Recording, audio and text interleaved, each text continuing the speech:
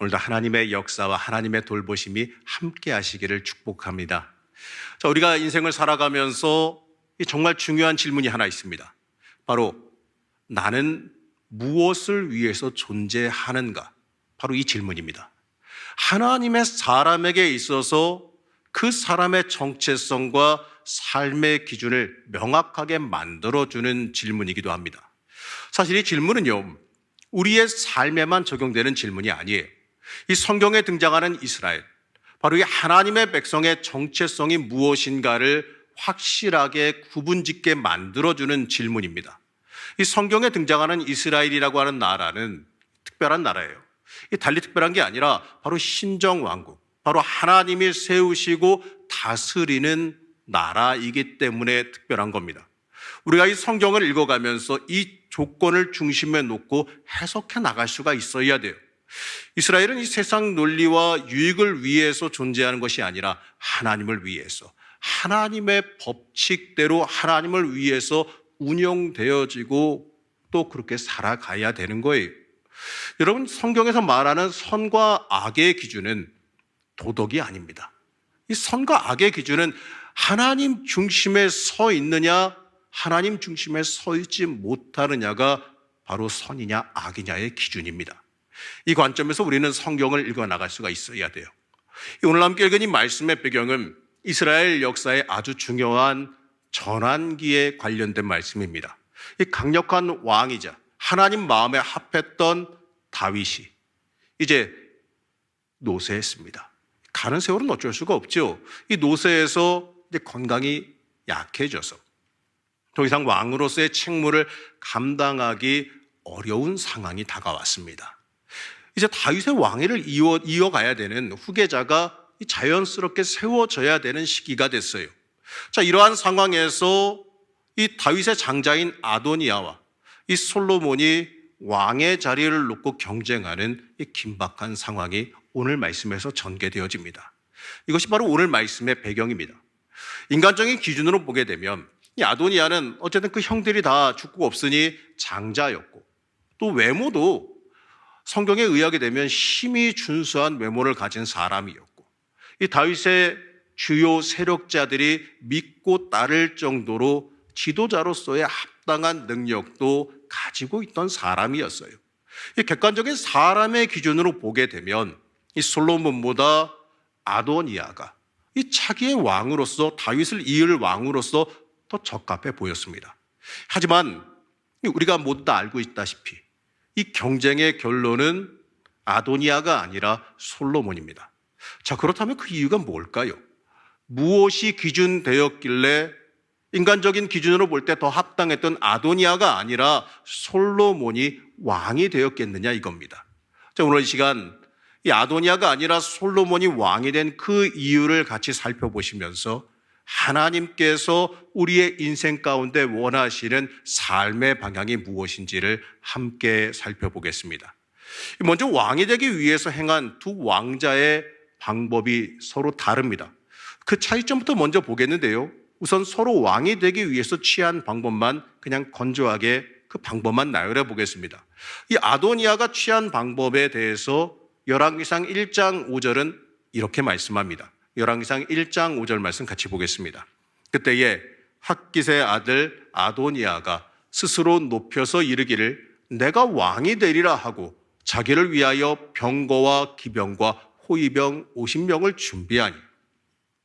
자, 성경 말씀대로 따르게 되면 이 아도니아는 자기 스스로를 높여서 내가 왕이 되어야겠다라고 선포합니다.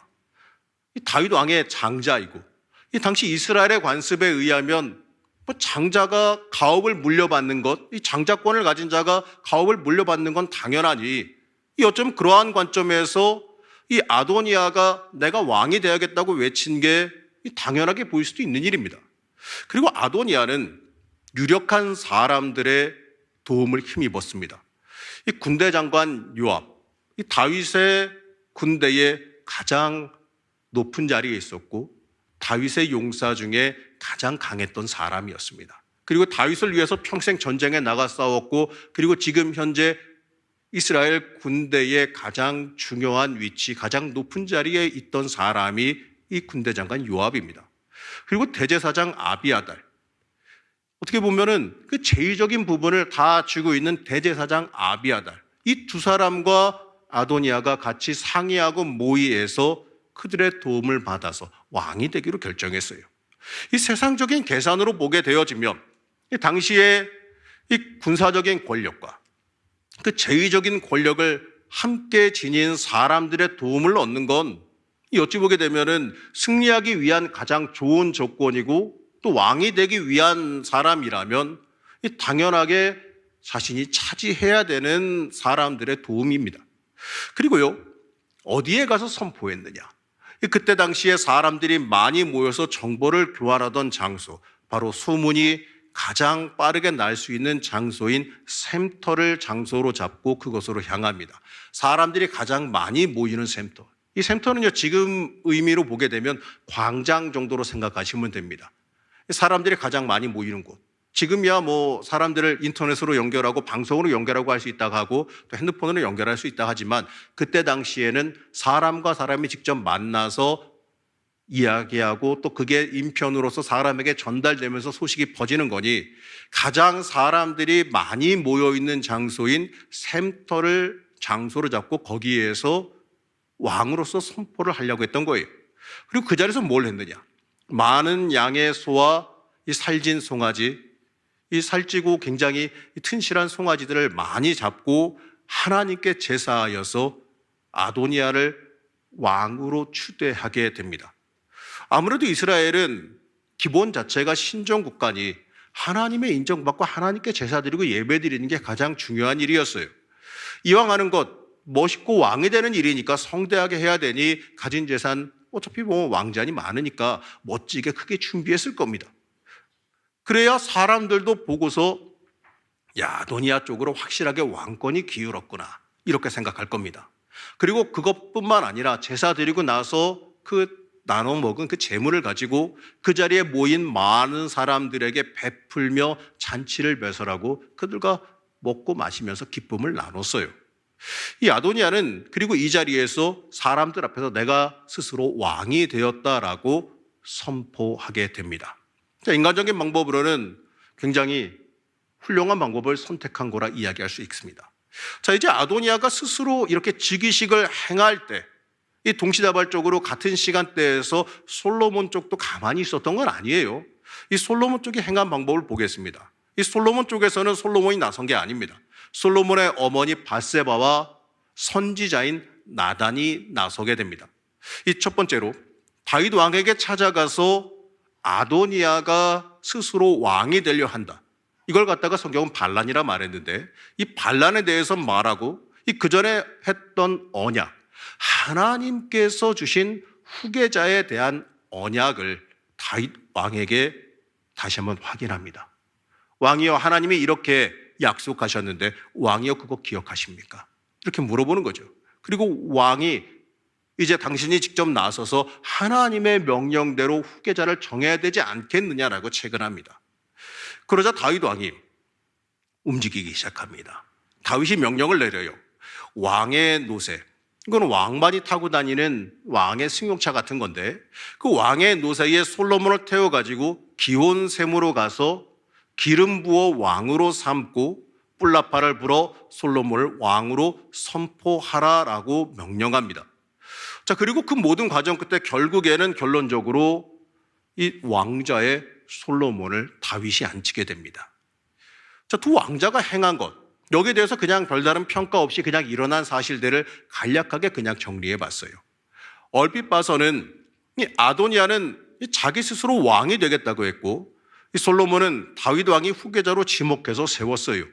심지어 솔로몬은 자신이 나선 것도 아니라 엄마와 선지자 나단이 나선 것으로 보입니다.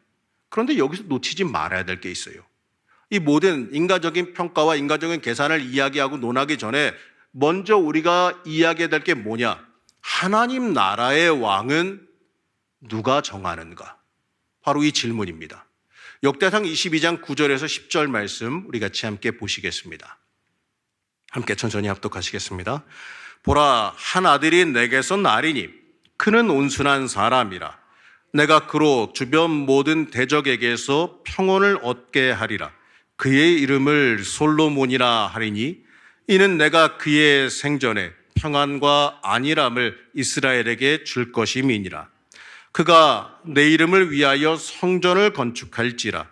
그는 내 아들이 되고 나는 그의 아버지가 되어 그 나라 왕위를 이스라엘 위에 굳게 세워 영원까지 이르게 하리라 하셨나니. 다윗이 하나님의 성전을 건축하기를 원했어요. 하나님의 성전. 나는 이렇게 좋은 집에 거하고 사는데 하나님이 주신 복으로 인하여서 이렇게 좋은 다윗 성에서 거하며 평안 누리며 사는데 하나님의 성전이 아직도 천막이라니, 하나님의 성전이 아직도 성막이라니, 이게 너무나도 다윗이 보기에 안타까웠어요. 다윗이 나라의 전쟁이 어느 정도 그치고 나라가 평안을 찾아가자 하나님의 성전이 초라한 게 눈에 보인 겁니다. 그래서 하나님의 성전을 건축하기를 원했습니다. 하나님, 내가 하나님의 집을 짓기를 원합니다. 하나님, 내가 하나님의 은혜를 누리며 이렇게 잘 먹고 잘 사는데 어찌 하나님의 성전이 저렇게 초라한 걸 내가 볼 수 있겠습니까? 하나님, 허락해 주십시오. 이렇게 하나님 앞에 헌신하며 외쳤습니다. 그러자 하나님께서 기뻐하시긴 하였지만 다윗의 손에 피가 너무 많이 묻어서 네 손으로는 성전을 지을 수 없다고 거절하셨어요. 그러면서 뭐라고 말씀하셨냐면 네 아들이 이 성전을 건축하게 하겠다, 이렇게 약속하셨어요. 그런데 오늘 말씀이 바로 그 말씀이에요.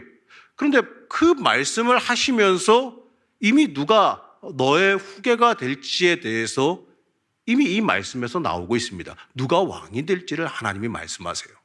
바로 솔로몬이 왕이 되어 성전을 건축할 것이다, 이렇게 말씀하셨어요. 당시 고대 이스라엘 관습대로라면 장자인 아도니아가 왕이 되는 게 맞아요. 이 첫째 암논과 셋째 압살롬은 서로가 죽이고 했으니 이미 죽어서 없어요.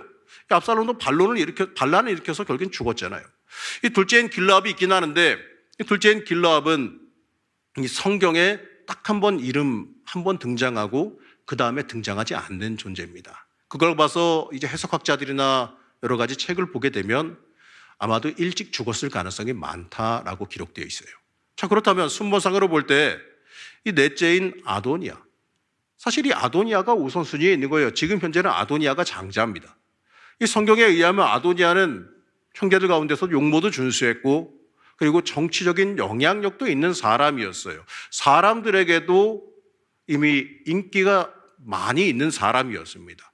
세상의 기준으로 보게 되면 왕으로 세워도 아무런 문제가 되지 않고 오히려 적합해 보이기까지 하는 사람이었습니다.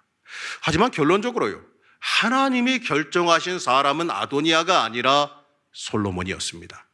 사람 보기에는 어떨지 몰라도 하나님께서 그렇게 결정하신 거예요.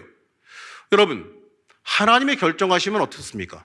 하나님이 결정하시면 그냥 사실 그대로 끝이지요. 하나님이 그렇다는데, 이 세상 모든 만물을 만드시고 이 세상 모든 만물을 운행하시는 하나님께서 그렇다는데 그럼 그런 거 아니겠습니까?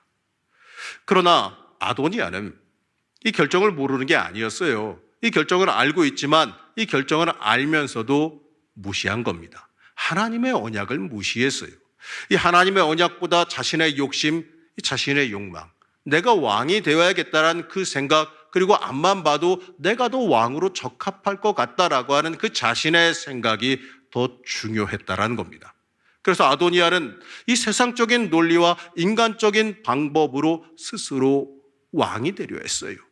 현재 왕인 그 아버지 다윗을 무시하고 당시 왕 다음가는 주요 세력을 가진 요압과 이 아비아다를 힘입어서 사람의 힘으로 왕이 되려 했습니다. 그리고 즉위식을 행하면서 하나님 앞에 제사를 행하지요. 이스라엘의 왕은 하나님께 인정받아야 되니 당연한 일일 겁니다. 사람들 앞에서 그렇게 행해야 더욱 인정받을 테니 더욱 그랬겠지요. 그러나 아도니아가 행한 제사는 하나님의 뜻을 구한 제사가 아니에요.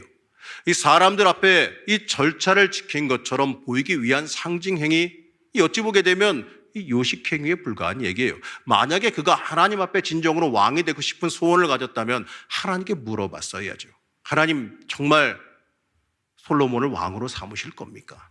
하나님, 나는 좀 어떻습니까? 나도 하나님 앞에 충성되어 쓰임 받을 수 있는 준비가 되어 있는데 하나님, 나 좀 봐주세요. 이렇게 하나님 앞에 물어보고 하나님 앞에 평가받을 수 있어야죠. 하나님께서 마음 돌이키셔서 그래 그럼 네가 해라 하시면은 그러면 되는 거고, 하나님께서 네 마음은 알지만 그래도 내가 정한 게 따로 있단다라고 말씀하시면 그 앞에 순종하고 하나님, 그러면 나는 다른 일을 맡겨주세요, 이러면서 물러설 줄 아는 게 진짜 하나님 앞에 맡기는 사람의 모습이거든요. 그러나 아도니아는 그렇게 행하지 않았어요. 우리는 사울 왕과 다윗 왕이 왕으로 세움받을 때 어떠한 의식이 있었는지를 잘 압니다. 왕의 즉위식은 기름 부음 받음이 있어야 돼요. 그런데 아도니아가 행한 즉위식의 내용을 보게 되면 그 기름 부음이 없습니다. 이 기름 부음은 외부적으로 보이는 퍼포먼스가 아니라 하나님께서 부르셔서 구별하셨다라고 하는 의미를 지닌 의식이에요. 이 말은 이 아도니아가 가장 중요한 것을 생각하지 못했다라는 거예요. 아도니아는 이스라엘의 왕은 하나님께서 세우신다, 하나님께 인정받아야 된다는 그 사실을 중요하게 여긴 게 아니에요. 심지어 대제사장이 함께하고 있었습니다. 모르는 게 아니에요. 이 대제사장이 함께하고 있었으면 사실 말 그대로 그냥 사람들 앞에 보이기 위한 행위로라도 그 기름 부음 받는 척이라도 했어야 되는 거예요. 그러나 하나님의 절차를 무시했기 때문에 그러한 일을 행하지 않았어요. 반면 솔로몬의 방법을 보게 되면 그 이야기가 진행되는 데 있어서 솔로몬은 그 어디에도 등장하지 않아요. 드러나지가 않습니다. 일이 진행되는 데 있어서 솔로몬이 직접 나서서 주도하는 것은 아무것도 없습니다. 이 부분이 굉장히 중요한 부분입니다. 하나님께서 직접 세우시는 사람의 길은 자기 스스로 나서는 것이 아니라 하나님께서 만들어서 이끌어 가세요. 이 하나님께서 밧세바와 나단을 통해 다윗에게 하나님의 언약을 기억하게 만드시고 이 다윗이 직접 하나님의 그 약속과 언약을 집행하게끔 만드셨습니다. 이 사람들 앞에 이 다윗만 탈 수 있는 다윗의 노새를 태우고 사람들이 많이 모이는 샘가로 솔로몬을 데리고 가요. 그리고 그 자리에서 하나님의 방법인 기름 부음을 행합니다. 모든 것이 하나님의 정한 절차와 방식으로 하나님의 약속을 기반으로 진행되어졌다는 겁니다. 자, 그러자 기다렸다는 듯이 이 많은 백성들과 신하들이 솔로몬 앞으로 나와서 그의 즉위를 축하하게 됩니다. 자, 이건 당시 백성들이 기다렸던 거예요. 다윗의 결정. 바로 하나님의 정통성 있는 왕이 세워지기를 바랬다라는 거죠. 열왕기상 1장 40절 말씀을 보게 되면 이렇게 말하는 걸 볼 수 있습니다. 모든 백성이 그를 따라 올라와서 피리를 불며 크게 즐거워하므로 땅이 그들의 소리로 말미암아 갈라지듯 하니. 사람들이 얼마나 크게 환호를 했으면 땅이 갈라질 듯 하였다, 이렇게 말해요. 자, 이 시간 똑같이 입체적으로 보게 되면 아도니아는 이 솔로몬이 왕으로 세워서 사람들이 기뻐 소리 지르고 있는 그 시간에 동시에 자신이 왕으로서 스스로 세우고 연회를 베풀어서 사람들과 먹고 마시고 즐기는 시간을 보내고 있었을 거예요. 자신들의 그 세력들과 어쩌면 자리잔치를 하고 있을 수도 있었을 겁니다. 왕이여, 나는 어디에 세워주실 겁니까? 이러면서 사람들이 와서 아부하고 또 유력한 귀족들 와가지고 나는 어디에 세워주십시오, 내가 뭘 바치겠습니다, 하여튼 이러면서 자기들 나름의 즐기고 어쩌면 좀 왕으로서의 그 직무를 즐기고 놀고 있었을 것 같아요. 그러나 하나님이 세우시는 나라가 이스라엘이에요. 그렇기 때문에 아도니아가 왕이 되고 싶었으면 아까도 말씀드렸지만 하나님의 선택받는 데 집중해야 되는 거 아니겠습니까? 그러나 현실은 하나님께서 이미 솔로몬을 약속하셨죠. 아도니아가 하나님을 섬기는 진짜 신앙인이었고 하나님 앞에 순종할 줄 아는 사람이었다면 내 스스로 왕이 되겠다고 선포하지 말았어야 돼요. 하나님께서 이미 다른 결정을 내리셨는데 그 뜻을 거스른다는 것은 어찌 보게 되면 자기 스스로 패망의 길을 걸어 들어가는 것밖에 되지 않기 때문에 그렇습니다. 하나님은 순종하는 자를 들어쓰시지 내 스스로 나를 높이고 내 고집 세우는 자를 들어쓰지 않으시기 때문에 그렇습니다. 이제 아도니아에게 솔로몬이 다윗을 통해 기름 부음 받았다, 이 소식이 들려옵니다. 아도니아와 함께한 사람들이 먹기를 마칠 때쯤에 성읍에서 굉장히 요란한 큰 소리가 들려옵니다. 이 성읍 밖에 있는 이 아도니아 무리에게 들릴 정도로 엄청나게 큰 환호 소리가 들린 거예요. 그때 마침 그 제사장 아비아달의 아들 요나단이 황급히 옵니다. 황급히 와서 큰일 났습니다 이러면서 그들에게 소식을 전해요. 요나단은 뭐라고 말하냐면, 완전히 왕이 이양이 끝났습니다. 솔로몬이 다윗에 의해서 왕으로 세움 받았어요. 솔로몬이 기름 부음 받아 왕이 되어서 백성들의 축복을 받고 백성들의 환호와 인정을 받고 왕좌에 앉았습니다. 이러한 사실을 전달해요. 자, 그러자 그 자리에 모여서 잔치를 즐기던 모든 사람들, 여러 가지 꿈을 꾸면서 내가 뭘 해야지 하면서 즐기던 그 모든 사람들이 이 소식을 듣고 놀라게 됩니다. 아마 다들 심장이 철렁 내려앉은 듯한 느낌이 들었을 거예요. 아도니아를 따르기 위해서 모인 많은 사람들은 최대한 신속하게 흩어져 버렸어요. 그를 따르는 군사들도, 그를 따르는 유력한 사람들도 순식간에 사라졌습니다. 이 아도니아를 통해서 이 자신의 유익을 얻길 원했던 사람들 아닙니까? 그리고 권세도 있었어요.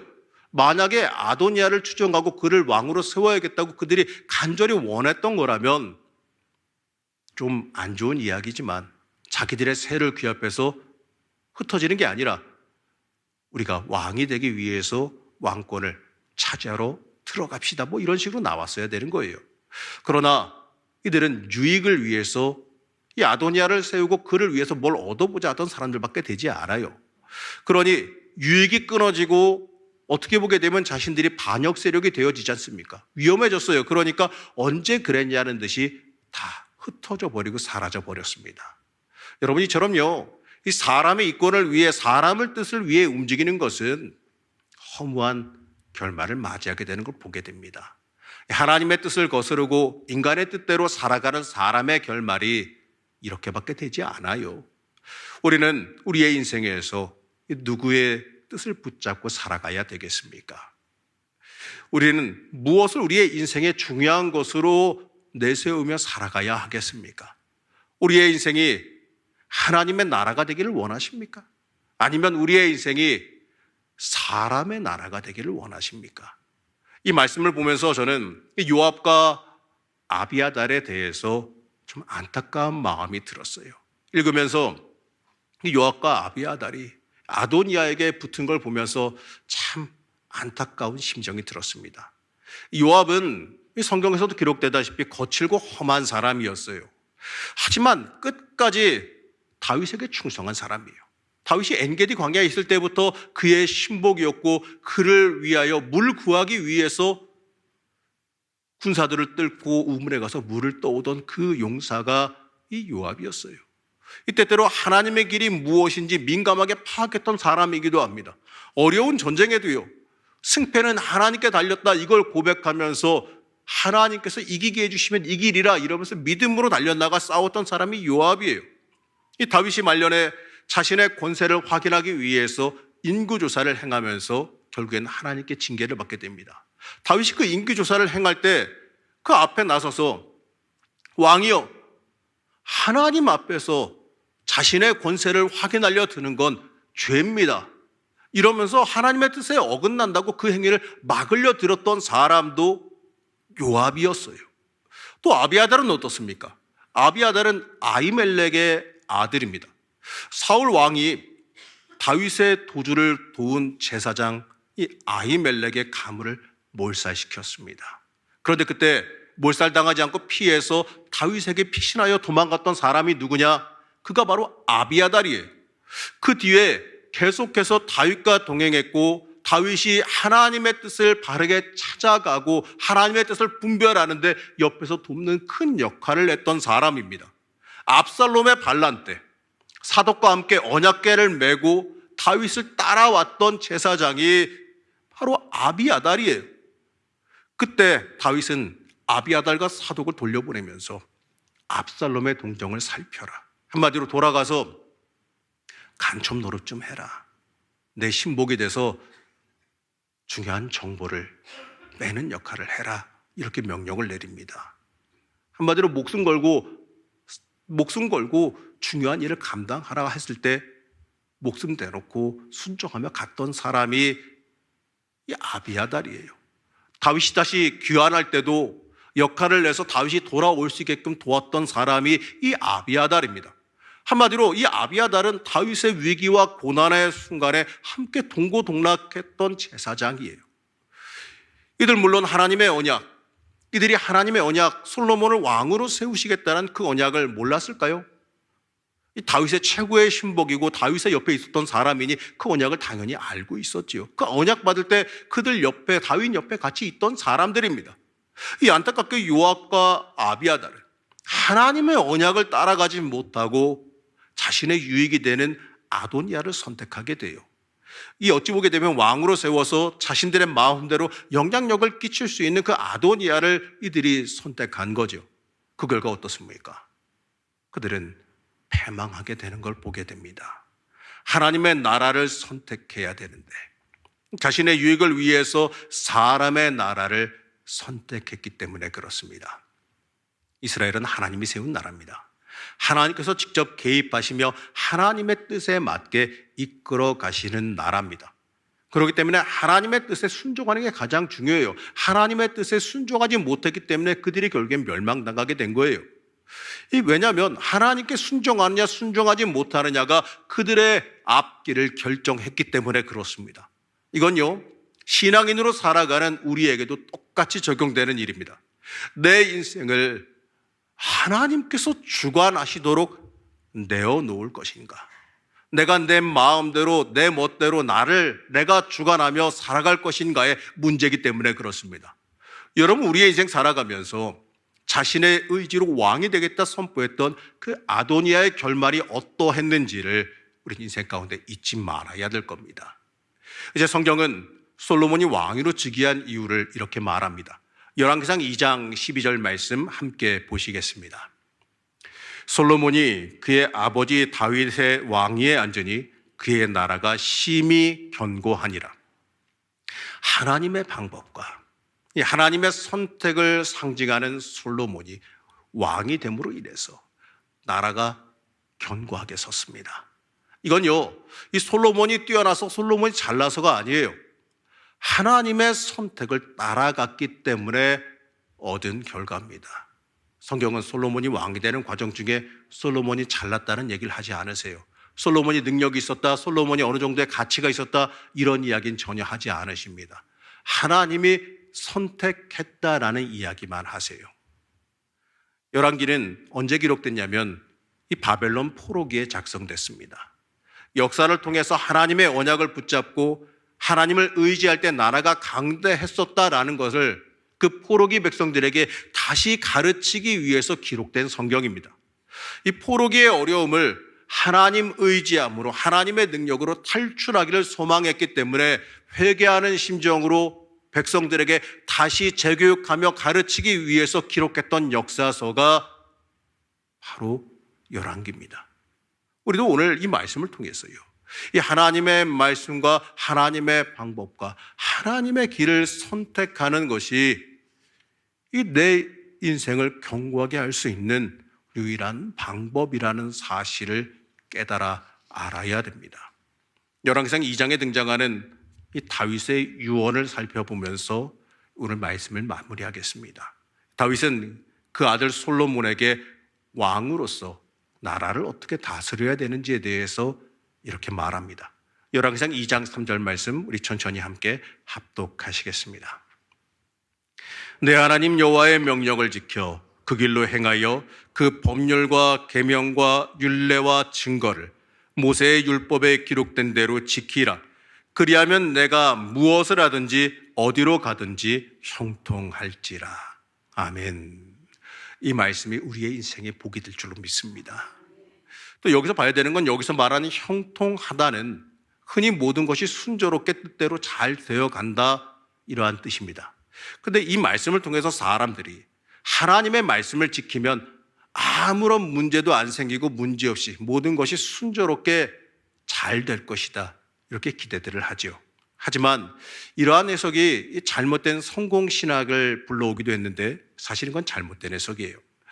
이 단어의 원어를 보게 되면 타스킬이라는 단어가 쓰였습니다. 이 단어는 뭐냐면 고난, 시련 다음에 오는 궁극적인 성공을 뜻하는 단어예요.